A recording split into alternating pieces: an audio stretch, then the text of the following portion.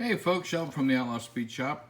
A little something different here. I'm going to add this to my upcoming video. But I just wanted to kind of get a little up close and show you the little engine that's going in this 40 Ford. Lucked out big time on some headers.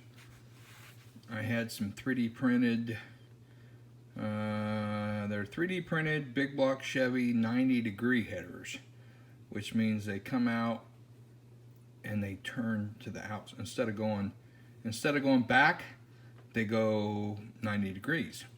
And anyway, and the way the tubes were, I was able to cut off the extra tube and you know, sand everything where it looked real good. And then we got 2 into 1 that comes out the side of the fender.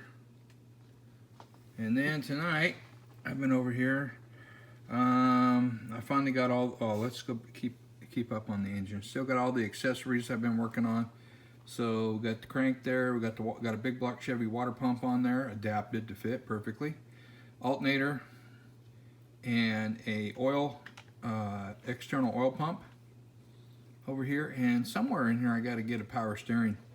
I got to get a power steering pump in there somewhere. I'm not sure how that's gonna. Anyway, so we got to get that in there. But yeah, we got the Webers on there. And then let's see, got the Radiator Mounted, and which was not a whole lot of just had to do a little adjusting. And then put the bar in there, and then I had to move that bar that you can see on the far end for the headers to get it to come right in the bottom. And then I got the shock mounted, which I just kind of wanted to go over a little thing here. To get some extra detail, you can get this little hex rod. Mine is made by the well, I don't have it sitting right here, whatever company. They come in the orange, the other manufacturer of plastic stuff like that, whoever it is. And I got several different sizes of this little hex rod. So by using a couple little photo etched brackets, which there's one laying there, that's going to be the one for the other side on the bottom. And I got another one somewhere here for the upper side on the other side. So threw a couple little brackets on there, and then threw the little bolts on there. As you can see, this thing's not exactly, it's kind of hard to do this, but you can see this just sits over, it's supposed to sit over that hole, and then that one sits up there. And so we got a little bolt detail on each side, almost like a bolt and a nut. I could go into some more detail with a little bolt, but no, we're not going that. I just did that because it's actually pretty easy to do. You just need a little bit of patience, which I can't believe I still have any patience left. But so anyway, this is just gonna, this will be added on to this will probably go in after the next video that I do, which will be probably tomorrow. But yeah, so I got the steering box in there, and yeah, just lots of little. I haven't worked on it a lot today. I think I did. I don't remember what exactly. Oh, I got me a new chainsaw, a little one from Home Depot. Ordered it, got here in 2 days, and it came today. Opened it up, and it's electric. It's the same as my weed eater and my blower. Whatever brand, the yellow and green, whatever brand. Same battery, same everything. So I thought, well, so I took it out of the box, put some oil in the chain oiler, hooked and put the battery. I already had a battery already charged up. Put it on there, vroom vroom, went out, and I cut down this little tree that was about, maybe a 6-inch diameter, and it was like, brrr, and then it fell. You know, it was just a, you know, a little tree, a little thing, and it kind of rolled over, and I don't know if it kind of jammed the chain a little bit, you know, just when it started to fall. But, you know, nothing. So I, you know, let off, whatever. And thought, that looks pretty good. I thought, well, I'll just cut this up for some little pieces of wood for the fire. And nothing, no power, no power.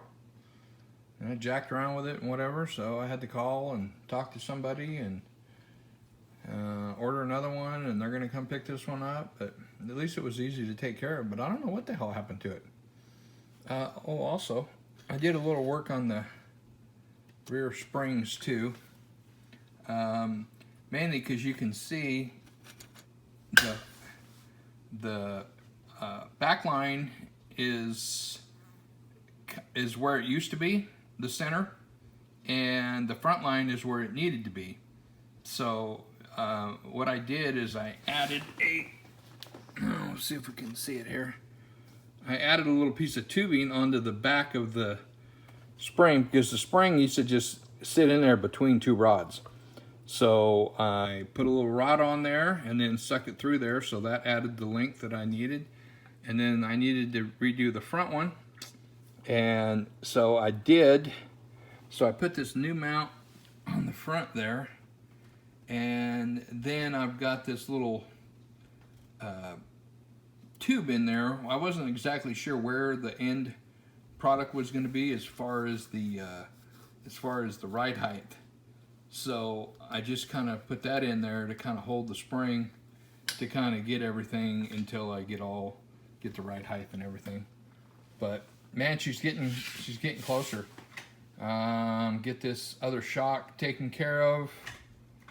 All the floorboards are done, firewall, all that stuff's done. Got a little bit of more working on the body to, you know, cleaning up and sanding and whatever. But I think by the end of tomorrow, or whenever I get back working on this thing, the wheels and tires are all done. They just need a little bit of adjusting here and there. The engine's pretty well done. So, man, I think we're going to have to decide on a color and start putting some paint on some of this stuff. So, anyway, that's where we're at. Who we got helping today? Mo, what are you doing over there? Are you counting? Are you putting are you surveying the plastic to make sure we have all the proper stuff we need laying around? Or are you just cleaning, making sure that you're not a dirty dog? Mo Man, say hi everybody.